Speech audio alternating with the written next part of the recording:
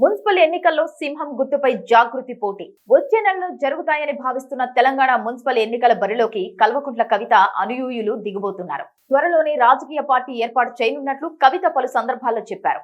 ఏదో ఒక రోజు తాను కూడా సీఎం అవుతానని ధీమాను ఆమె వ్యక్తం చేశారు. ఈ నేపథ్యంలో తన ఆధ్వర్యంలో నిర్వహిస్తున్న జాగృతి సంస్థపై ఇటీవల కవిత కీలక ప్రకటన చేశారు.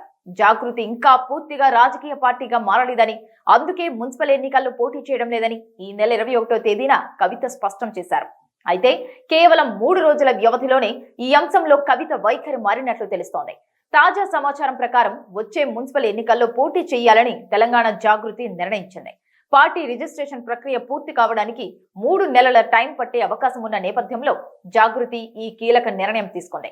ఇందులో భాగంగానే ఓవైపు పార్టీ రిజిస్ట్రేషన్ ప్రక్రియ వేగాన్ని పెంచుతూనే మరోవైపు మున్సిపల్, ఎంపీటీసీ, జెడ్పీటీసీ ఎన్నికల్లో పోటీ చేసేందుకు కవిత నిర్వహిస్తున్న జాగృతి సంస్థ సిద్ధమైంది.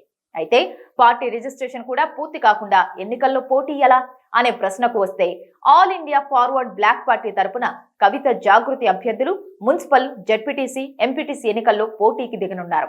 ఈ మేరకు ఆల్ ఇండియా ఫార్వర్డ్ బ్లాక్ పార్టీ రాష్ట్ర నాయకత్వంలో చర్చలు జరిపారట. ఎన్నికల్లో ఉమ్మడి గుర్తు కోసం ఏఐఎఫ్బి పార్టీకి చెందిన సింహం గుర్తుపై కవిత ఎంపిక చేసిన అభ్యర్థులు పోటీ చేస్తారట.